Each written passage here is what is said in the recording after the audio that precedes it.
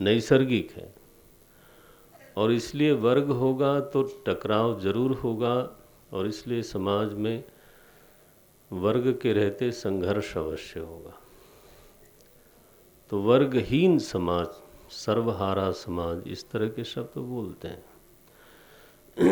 साम्यवाद जिसको आप बोलते हो, दैट इज दिस, वर्गहीन समाज की रचना। तो वो क्या इंस्ट्रूमेंट्स होंगे जिससे समाज में किसी प्रकार के वर्ग का निर्माण न हो सके। व्हाट ही फाउंड इज कि अगर इकॉनमी का अधिकार किसी को ना हो, क्योंकि इकॉनमी वर्ग को क्रिएट करती है, तो अगर संपत्ति का अधिकार न दिया जाए तो वर्ग बनेगा ही नहीं। तो जो भी है लेकिन आप देखते हैं मार्क्स के बाद भी तो वर्ग तो रहेगा रहेगा, ये समाज का सच है।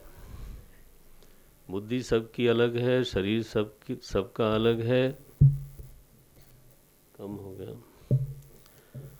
आयु सबकी अलग है, अवसर सबके अलग अलग हैं, इसलिए वर्ग को मिटाना एक असंभव अनुष्ठान है। तो लेट अस एक्सेप्ट अगेन सत्यम शिवम, society will remain divided vertically, और हर वर्ग का एक नेतृत्व भी होता है। जो उस पूरा का पूरा वर्ग जिस व्यक्ति में अपना हित देखता है तो वो वर्ग का नेता बन जाता है। और कई बार नेत्रविहीन अगर कोई वर्ग होवे तो उसकी दशा अच्छी नहीं मानी जाती, तो उसका कोई नेता ही नहीं है। उसकी आवाज़ पहुंचाने वाला, उठाने वाला, बोलने वाला कोई है ही नहीं। तो इसलिए जब वर्ग अलग अलग होते हैं, उनके नेता भी अलग होते हैं, नेता कहिए, प्रतिनिधि कहिए, नारायण, और वो फिर परस्पर विरुद्ध बात करते हैं। तो जो राजा है, जो राष्ट्र का शासन करने वाला है, वो भी किसी वर्ग का नेता नहीं होना चाहिए। His personality has to be horizontal and not vertical. तो हमारे जो शास्त्रों में जिस तरह से राजनीति शास्त्र की मीमांसा की गई है उसमें राजा की ये सबसे बड़ी योग्यता मांगी गई कि उसका कुछ ऐसा व्यक्तित्व होना चाहिए कि वो सारे वर्गों से जुड़ा हुआ हो। ये ऐसे समझें जैसे कि एक बहुत बड़ा भवन है तो उसमें बहुत सारे खंभे होंगे और बहुत सारी बीम्स होंगी। The beams will remain divided, the pillars will remain divided, लेकिन उन्हीं पर एक छत पड़ती है जो वर्टिकल नहीं होती, वो हॉरिजॉन्टल होती है, and it is connected with all the pillars and all the beams। तो अगर कोई सम्राट, अगर कोई राष्ट्र का, जिसको आप राजा कहो या नायक कहो, वो अगर ऐसा नहीं है, अगर उसका व्यक्तित्व हर वर्ग से संबद्ध नहीं है, तो वो अच्छा राजा कभी हो नहीं सकता। बल्कि कई बार ऐसा तक कहा गया कि वो बहुत दिनों तक राजा रह नहीं सकता, और जितने दिन रहेगा उतने दिन प्रजा में व्यथा होगी, परेशानी होगी। अब आप अपने स्वतंत्रता के इतिहास को ही देखेंगे तो वही व्यक्ति प्राय 40-50 वर्ष कम से कम तो प्रधानमंत्री हुआ सौभाग्य से, जिसकी एक्सेप्टेबिलिटी प्रायः सबसे सभी वर्गों में थी। एक वर्ग का प्रतिनिधि अगर कोई बने तो वो परेशानी का कारण बनता है। तभी वो सबके बारे में सोचता है, और वो तब होता है जब तुष्टीकरण न हो। ऐसा किसी वर्ग को नहीं लगना चाहिए कि हमारी कीमत पर दूसरे वर्ग का तुष्टीकरण हो रहा है। तब फिर दोनों वर्गों के हृदय जलेंगे, तब फिर जरूर संघर्ष की संभावना बनती है। अन्यथा division is not the problem. Division will create the Raj Bhavan if you have the छत। हाँ ना, बस छत पड़ने की देर है तो वो जो विभाग दिखाई देता है वो भवन निर्माण में एक आवश्यक अंग हो जाता है।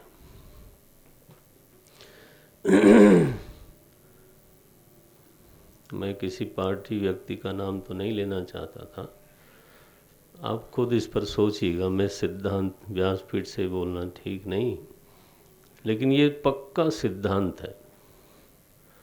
प्रभु राम का जो संबंध है ना, वो किसी एक वर्ग से नहीं है।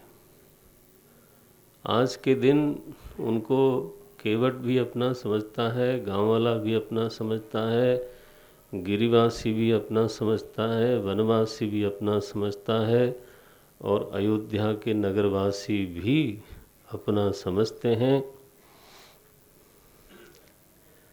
जो एक आदर्श सम्राट की योग्यता होनी चाहिए, बिल्कुल व्यावहारिक बात कर रहा हूँ, तो वो श्री राम में घटती है। और कभी किसी की तुष्टीकरण उन्होंने नहीं किया, इसलिए कि आप इस जाति के हो या इस प्रांत के हो या इस क्षेत्र के हो या इस आयु के हो। नो नारायण। इसलिए सब लोग अपने अपने कर्तव्य में खुश हैं, लेकिन समाज में बैर नाम की चीज़ नहीं है। तो राम राज्य की जो परिकल्पना है, राम राज्य का जो वर्णन है गोस्वामी जी ने जो किया यहाँ पर, उसमें सबसे पहली बात बताई कि राम राज्य में मनुष्य की स्थिति क्या थी। देखें, अब मैं शुरू करता हूँ। राम राज बैठे त्रैलोका, हर्षित भय गए सब शोका। माने राजा को क्या अचीव करना है, उसका एक डायरेक्शन है। और हर आदमी कहीं न कहीं राजा है, अपने परिवार के कोई मुखिया हो सकता है, संस्था का मुखिया हो सकता है। तो अपने ऊपर लेना, उसको राष्ट्र तक ले जाओ, विश्व तक ले जाओ, और छोटी से छोटी इकाई तक रखो इसको। क्या बोलते हैं, बयर न कर काहू सन कोई, this is the first thing one has to achieve. बयर न कर काहू सन कोई, राम प्रताप विषमता खोई। ये जो वैषम्य है स्वाभाविक है। मैंने निवेदन किया, the society will remain divided vertically, nobody can stop it. लेकिन राजा का प्रताप ऐसा है कि वैरहीन समाज हो सकता है, वर्गहीन होवे चाहे न हो। निर्वैर समाज का निर्माण हो सकता है, और वो तभी होगा जब किसी भी वर्ग को ये न लगे कि मेरे साथ अन्याय हो रहा है या किसी और वर्ग के कारण मेरे साथ अन्याय हो रहा है। इफ़ दैट हैपन्स, तो फिर हार्ट बर्निंग जरूर होगी, और तब संघर्ष जरूर होगा। किसी की उपेक्षा हो, किसी पर बहुत ज़्यादा ध्यान दिया जाए, तो वहाँ तो वर्ग संघर्ष को आप जन्म देते हो। राजा का धर्म नहीं है, वो दुष्ट का धर्म है। बैर न करु काहू सन कोई, राम प्रताप विषमता खोई। तो क्या साम्यवाद आ गया? बोले नहीं। वर्णाश्रम निज निज धर्म निरत, वेद पथ लोग। जो जिस काबिलियत का व्यक्ति है वो अपने स्वधर्म के अनुसार सब लोग आचरण करते हैं।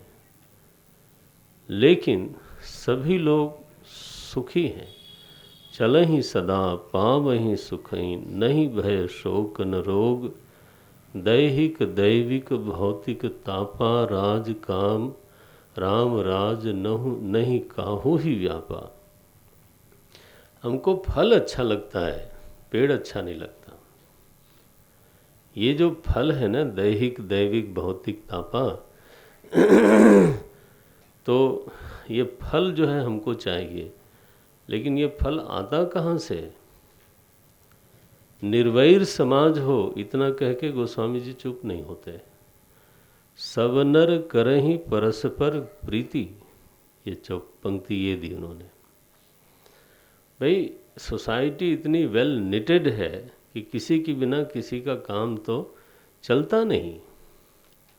अपनी जगह पर सभी महत्वपूर्ण हैं, किसान भी, व्यापारी भी, सरकार के लोग भी, सुनार भी, लोहार भी, सभी लोग।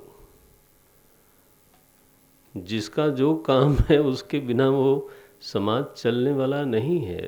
तो अगर उसी चीज़ को इस तरह से समायोजित किया जाए कि परस्पर घृणा फैलने की बजाय प्रीति का विस्तार हो, इस भावना का विस्तार हो कि इनके बिना हमारा काम नहीं चलता, we are inseparable units of society. समाज में पुरोहित न हो, विद्वान न हो, तो हमारे घर में धर्म कार्य का अनुष्ठान कैसे होगा? जो भी वर्ग है समाज का, वो अनसेपरेबल है। ये बात भी तो दिखनी चाहिए, और ये दिखाई जा सकती है। जब गांधी जी ने हिंदुस्तान का भ्रमण किया और गांव को देखा, तो ये कल्पना उनके मन में आई, ग्राम स्वराज जो शब्द बोला उन्होंने, कि गांव में जातियां तो थीं उस समय भी, बट अनसेपरेबल थी। कोई किसी को अलग करके गांव का काम चल नहीं सकता था। तो जब इंटेग्रल पार्ट दिखाई देता है देखो ये कैसे बोलते हैं, सब नर करहि परस्पर प्रीति, चलहि स्वधर्म। चलते सब अपने धर्म में हैं, निरत श्रुति नीति। तो जहाँ सुमति तहाँ संपत्ति नाना। तो चारियों चरण धर्म जग माही। धर्म के जो चारों चरण हैं वो पूरी रहा, बिल्कुल भरपूर होके रहा। सत्य, तपह, शौचम और दया, ये धर्म के चार चरण माने जाते हैं। धर्म का रूप वृषभ रूप से माना गया, माने समाज दयालु हो, समाज में तपोवृत्ति हो, तपस्वी हो, समाज में शौच हो, पवित्रता के प्रति प्रेम हो, और समाज में सत्य के प्रति प्रेम हो। इसको बोलते हैं चारियों चरण। आप जानते हैं विलासी व्यक्ति को तोड़ा जा सकता है, तपस्वी को तोड़ नहीं सकते आप। तपस्वी समाज, तपोवृत्ति का समाज मजबूत होता है, उसको खरीद नहीं सकते। विलासी को ही इज परचेजेबल। इस देश में जितने गद्दार हुए वो सब विलासी ही थे। हमारे गांधी जी तपस्वी थे, तो नोबडी कुड बॉट हिम। देखो, उनको नहीं तोड़ सकते थे आप। अभी डर लगता है अभी डर लगता है, पता नहीं किसने कितना परसेंट तय किया, देश ही बेच दें ऐसे लगता है। तो धर्म का एक प्रबल पाद है, वो है तपस्या, वो है पवित्रता, और समाज में दया होए, एक दूसरे के दुख में सामने खड़े होने का स्वभाव पैदा हो, तब जा कर के समाज बनता है। और सत्यनिष्ठा हो, क्रेडिबिलिटी हो समाज की, हर आदमी की एक दूसरे के प्रति क्रेडिबिलिटी हो। सत्यनिष्ठा का इतना ही मतलब है। अभी मैंने कुछ विपरीत ऐसा हो गया है, आज ही मेरी बात हो रही थी या कल, मैंने हॉस्पिटल में जाने पर भी कई बार आदमी संशय में रहता है कि पता नहीं वो कौन कौन सा रोग बता देंगे, जो नहीं है उसको भी बता देंगे। It's a crisis of credibility. साधु की क्रेडिबिलिटी क्राइसिस में है। आप एक भी वर्ग को सोच के देखो, सबके ऊपर प्रश्न चिन्ह लगा हुआ है।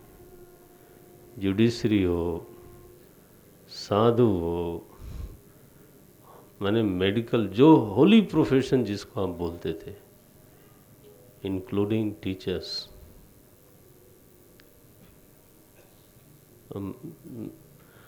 अब ये राम राज्य की बात है तो थोड़े जो अपनी गड़बड़ियां हैं, मैं तो स्मारय तो हम वो है। समाज सुगंधित तभी रहता है, निश्चिंतता समाज में तभी आती है जब सामने वालों की क्रेडिबिलिटी पक्की हो। When you are going to doctor, you are sure that वो जो सही होगा वही करेंगे। When you are going to buy milk, you are sure कि उसमें यूरिया नहीं मिली होगी, नहीं इंजेक्शन दे करके पता नहीं क्या क्या हो क्या रहा है। तो चारियों चरण, यहाँ तो चरण टूटा हुआ है। कलयुग के वर्णन में भागवत में आया 3 पांव तो तोड़ दिए थे और 1 पांव बचा था सत्य, उस पर लगातार प्रहार होता था। सत्य को कोई तोड़ नहीं सकता, इसलिए कलयुग में भी चौथा चरण रहता है। सत्य ही टूट जाए तो वो सत्य किस बात का, उस पर प्रहार होता है। और वो प्रहार यही है कि हमें करना पड़ता है, लेकिन शंका रहती है सबके प्रति। नारायण। चारियों चरण तो राजा की उपलब्धि ये है कि समाज को तपोवृत्ति में ले आवे, शुचि